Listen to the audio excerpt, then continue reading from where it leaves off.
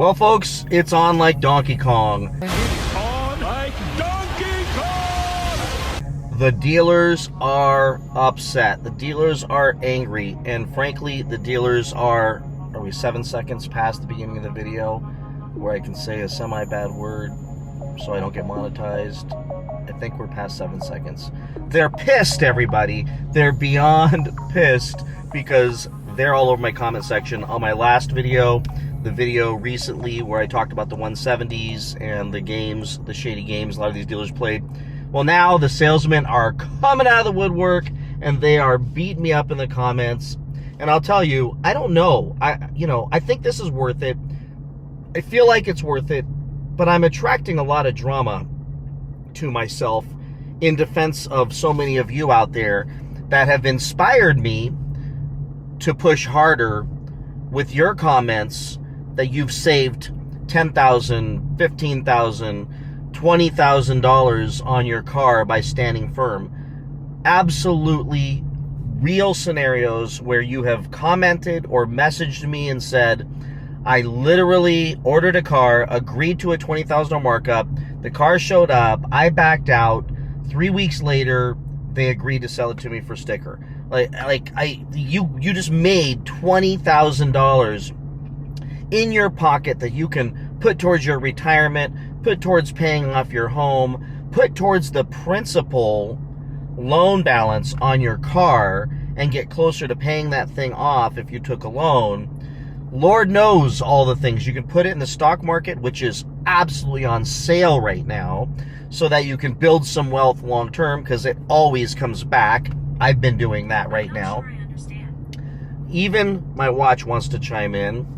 So that inspires me to keep going. What does irritate me a little is when I have to argue with some of the most insanely stupid people in the world. And that's frustrating because I could go my whole life not having these conversations and be just fine. I could go to work every day and speak to what I believe to be and experience to be very intelligent human beings. I'm wandering around having pretty high-level conversations that are very well thought through and intellectually based, yet I go into this comment section and I find myself in the gutter, covered in trash and dirt, and frankly, it feels like feces, covered in crap.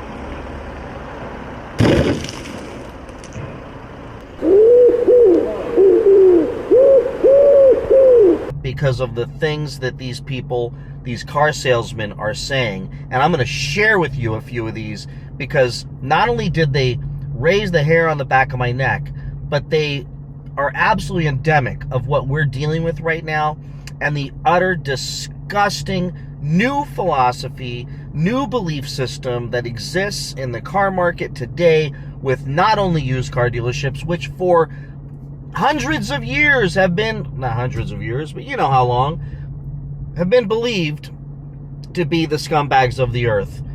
That was always the thing. Oh, you're acting like a used car salesman. It was almost like it was intentional to exclude the new car salesmen because they were, despite still doing shady stuff for many, many years, they were considered to be the good guys in comparison to the used car dealerships. So how did it change to where now it's just car salesmen? It's just car dealership. If you're going to get screwed, it's not about walking into used or walking into new. People used to believe, well, man, I can't go into a used car dealership because I can't deal with those scumbags. Totally get it. I'm going to go buy new because I just can't deal with this crap. People said that. I've said that in the past. Now, I would say the used car dealers are probably the good guys in comparison to the new car dealers. Because at least the used car dealers have lots and lots of inventory and a high desire to move metal off their lot, so you have half a chance of negotiating a deal with them, where with the new car dealerships, it's like they just don't care. They've got something you want, and they're going to hold it hostage for months and months and months if they have to, until they find the right dummy to walk in and buy it. So let me share with you a conversation, and maybe a couple conversations that I just had that they were irresistible for me not to share with you. I even pinned a comment on that video saying, folks, go read this stuff. This is too good. Like, they're literally just like popping up, festering pimple or abscess, and that goop comes pushing out of it.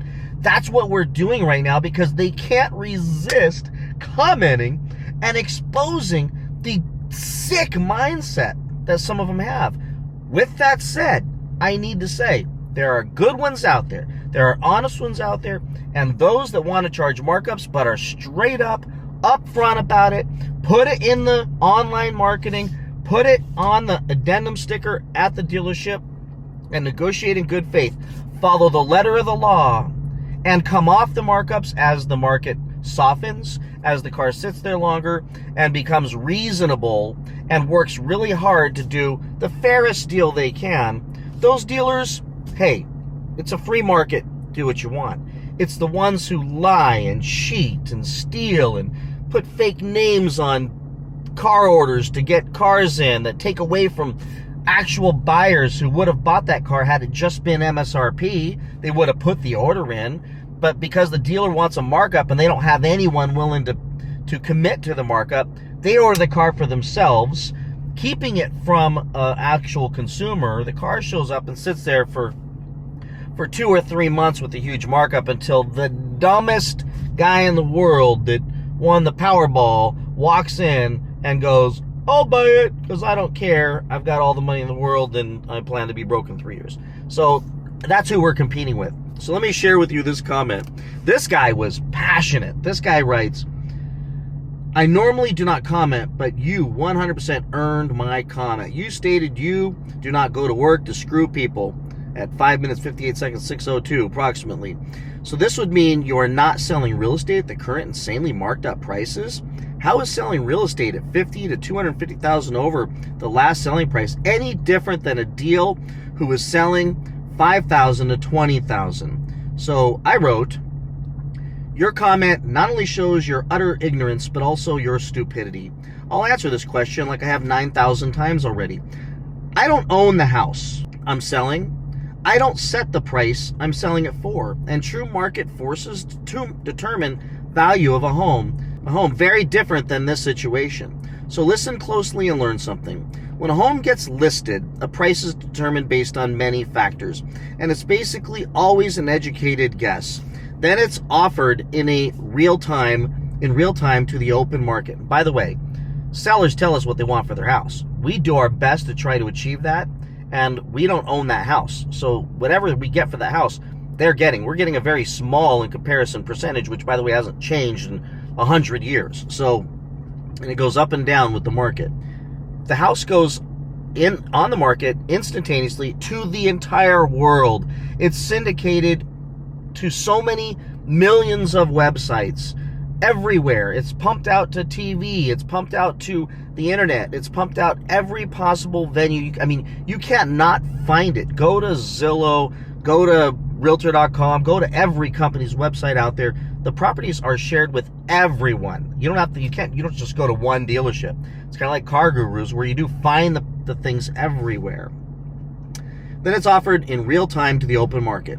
If no one shows up to buy, then the price will inevitably adjust down or the house will fail to sell, go off the market, and the current owner will continue to own it. I added that in for you. If 27, this happened many times, if 27 people show up writing in real life within a couple days on the market, so house goes on the market, 2 or 3 days later, the whole world shows up to the front doorstep and writes offers, then the buyers are the ones determining the price, no one else. And at least everyone can transparently see the 27 real buyers because there is a code of ethics and we have to provide that if asked to the other buyers and the other agents to prove. And if compelled to go into a hearing, it's like $500 to file a hearing, not $5,000 or $20,000 to hold someone responsible for being unethical, and they could lose their ability to sell real estate and their entire income. 27 people show up in writing in real life with offers and bid the price up in real time, then the buyers determine the price, no one else. And at least everyone can see the 27 real buyers who are buying the home. With these cars, dealers put them up on the market at randomly made up prices, and literally no buyers show up for months and months. No multiple bidders, no true market forces, no price reductions, just pure market manipulation and withholding of a product from the market, hoping for the biggest dummy to stumble in and believe their fake stories about these cars going up in value amongst the other lies they tell to reel in a sucker. Then after they play these games, the buyer leaves in a car and never recovers from this event financially. There's less than a fraction of a percent that they'll ever see appreciation in these cars without waiting 30 to 40 years and never driving them. Yet with real estate, there's 100% chance that holding a house for just 10 years, this is proven historically, will guarantee them appreciation. I think there's one exception in the last 100 years where it took like 11 years for it to work out good. Paying off that house will ensure they have free shelter for the rest of their life. And renting out that house will ensure that they have income for the rest of their life. Yet with a car, it'll never make them money, and it'll ultimately be worthless and in a junkyard, most likely in the next 10 years.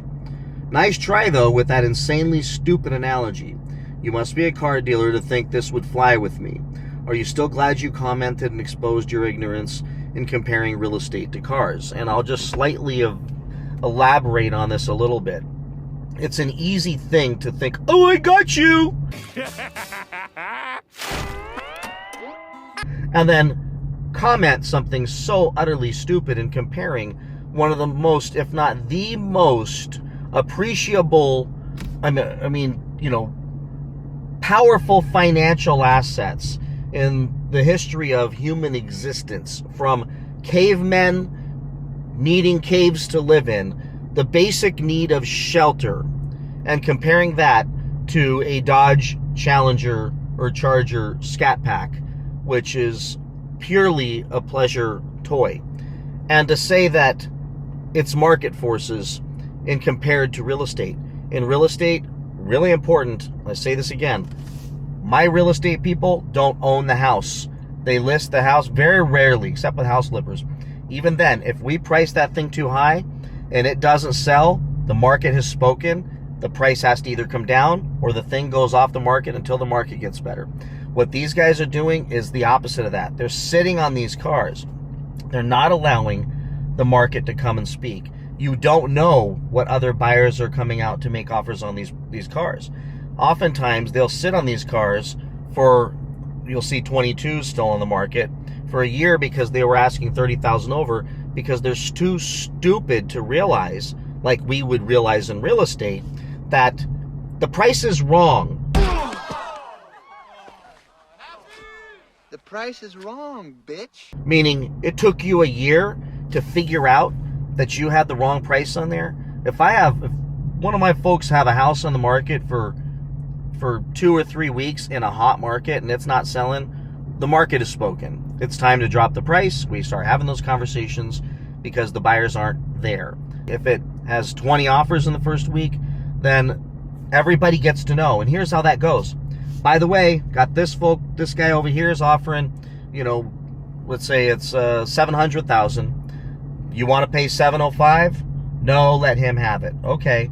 Or, yeah, I'll pay $705,000. Go back to the other guy. I'm going to tell him, by the way, you want to pay $710,000? This guy said he'd pay $705,000. And these are real-time, real human beings, really oftentimes all at the office, or sometimes simply all going back and forth on the phone. But these are real buyers, meaning the second one of them is accepted, they have to close the deal. So it's a little different than a full-blown auction, but it's just as transparent and legally required to be very transparent. So they go back and forth. This guy says, I'll pay $710,000. This guy says, I'll pay $715,000. The other 27 people are chiming in. People start to drop off. I can't go up to $725,000. I can't go up to $730,000. Before you know it, one guy is there going, I'll pay $750. And you know why he's paying $750? Because if the market's that hot, the current house he just sold just had the same thing happen, meaning they had a house they paid $500 for and they're selling it for $750. They just made $250,000 in 3 years, and because of the tax benefits of owning a primary residence, in 2 years they don't have to pay any capital gains. They roll that money directly into their next property, and they are in great shape on that new property. So they don't mind paying a little more for that home, understanding also that they will pay that house off and they will ultimately have free shelter, or they will move and maybe take some of their equity and purchase another house and rent that house out. And while they might pay a little more for that, there's a 100% chance that if they just pay the 30-year mortgage off, and let's say they're 30 years old, by the time they're 60, they're going to have an asset that's earning them money.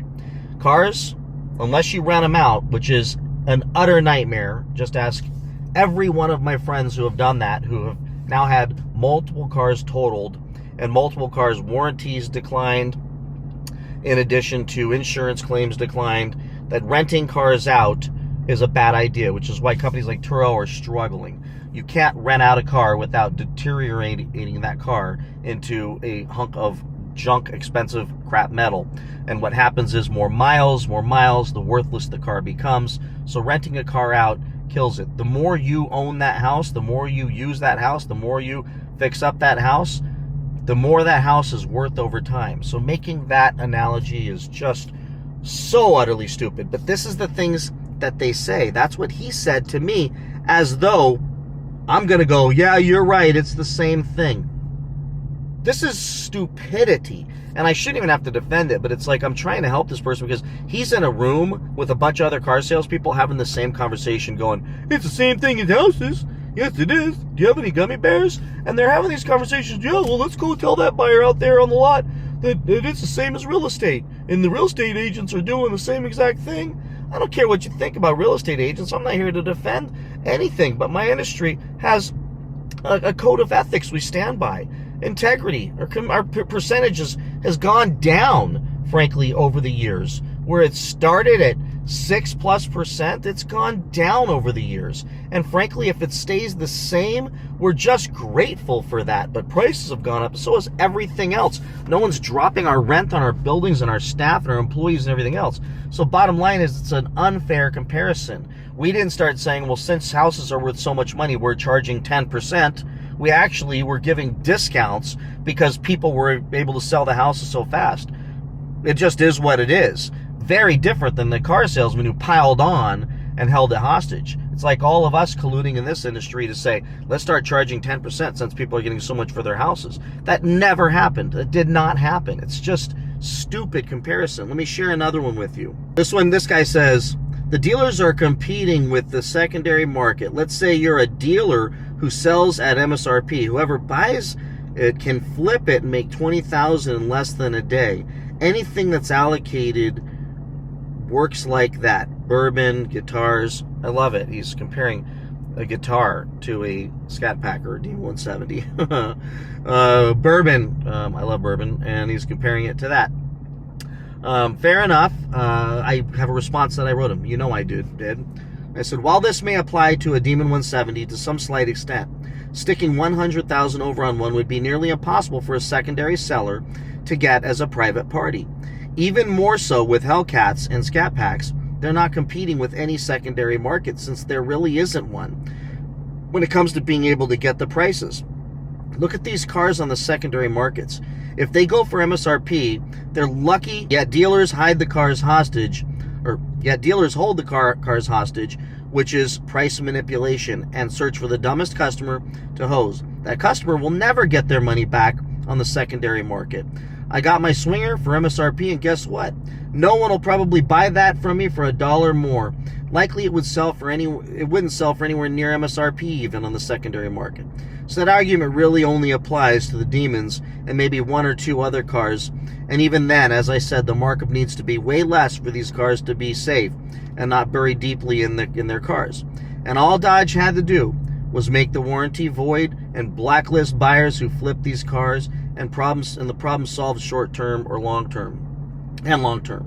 So my point there is, look, Chevy did the voiding of the warranties. At the very least, there's some level of discouraging of the secondary market flipping. I still have less concern about that because it would be significantly less widespread. I have zero intention of buying my Demon 170 at MSRP and turning around and flipping it. I plan to drive the living crap out of that car. I plan to devalue that car so much with miles and hard driving, and hopefully I get to a track. I plan to pop a wheelie. I plan to buy a parachute. I plan to get a helmet. I plan to be screaming out my window, yeehaw, and just wail on that car. That's what I plan to do. It ain't going to sit in my garage because I ain't going to live forever to benefit from that thing. And I already got enough money, so I'm not worried about any of this stuff. I'm going to have fun in that car. So I'm going to get punished because of a few speculators and flippers out there. Again, that's not fair. But Brad, life's not fair. Oh, shut up. All right, then he writes back, this game cuts both ways. Customers negotiate. This is the best one, folks. This game cuts both ways. Customers negotiate, pit banks against each other only for better interest rates. Oh, man, we're bad, aren't we? Pit dealers against each other nationwide and pit salespeople against each other to get the best deal. Dealers should get the same latitude. Buyers can't be mad at dealers for running game when buyers run their own games on dealers. Yeah, paying a markup sucks, but it's the game. Get in the lab and find out ways to have that car make money for you. Well, I do, but not everybody has this opportunity or has taken advantage of this opportunity.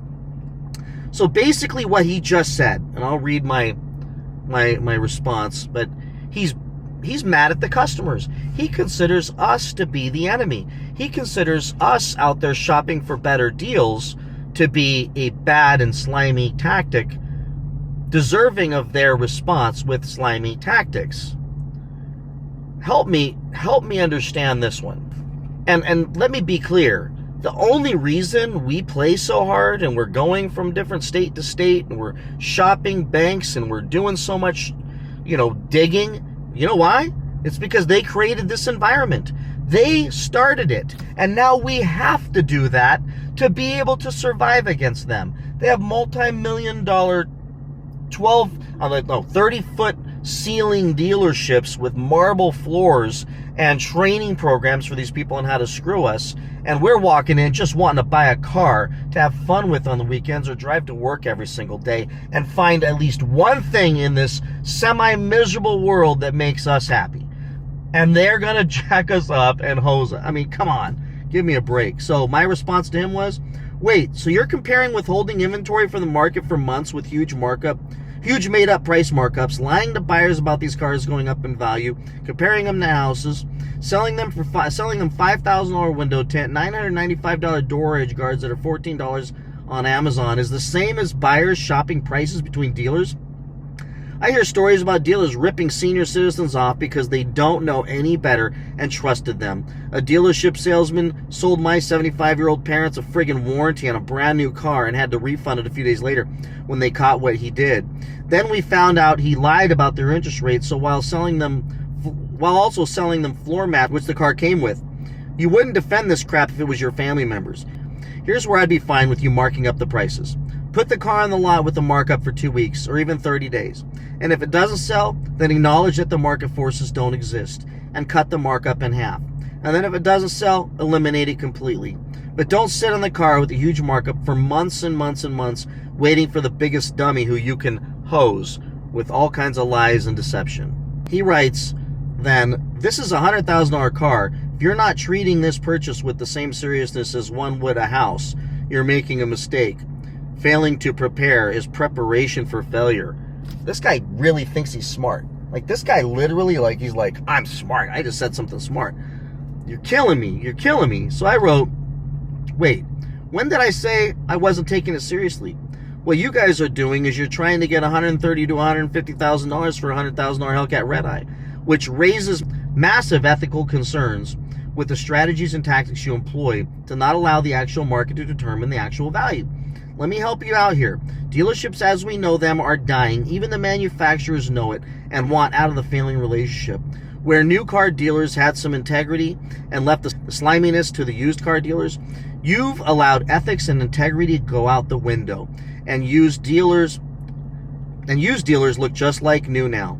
Expect to get hustled, lied to, sold $39 locking lug nuts for $249, or if you're a senior citizen, younger person, you will really get hosed, and the salesman won't feel an ounce of remorse. Trust me when I tell you that permanent ethical damage is taking place in your mind.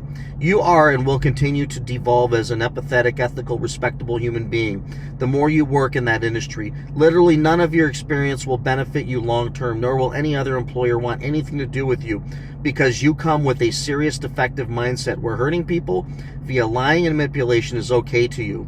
It will take you years to correct. Once you leave that industry that has taught you that customers and relationships don't matter as long as you can screw them out of money. To you, as you said above, the customer is your enemy.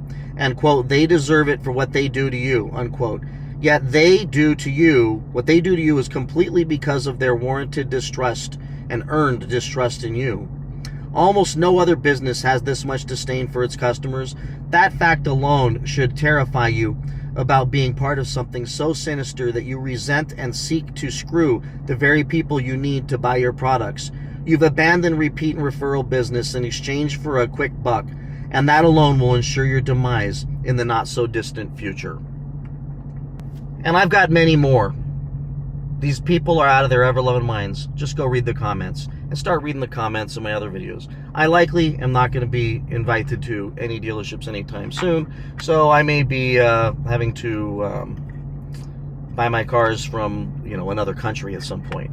But with that said, I hope this helps you, and I hope this really exposes the insane mindset these folks have. They deserve no mercy. Based on those comments alone, I am even more disgusted and angry. I'm sick to my stomach about this. So much that right now I am headed to meet with an attorney, Hovannes Margarian, who is one of the best, most credentialed attorneys in the industry when it comes to suing dealerships for fraud and deception and lemon law and markups and all this fun stuff. And that video will be coming after this video, and I know you will love that video because it's going to answer so many questions and show how this guy has taken the fight directly to them in a way that's going to cost them a fortune. So with that, everybody, please like, subscribe, comment. Thanks for watching these videos, and I'll see you in the next one. Bye-bye.